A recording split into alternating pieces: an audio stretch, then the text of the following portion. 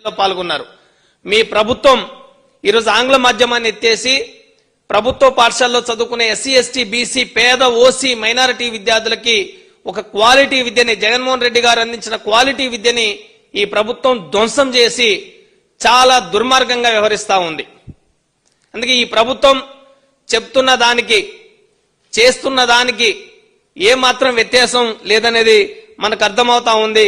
మధ్యాహ్న భోజనం చాలా నాసిరకంగా ఉంది.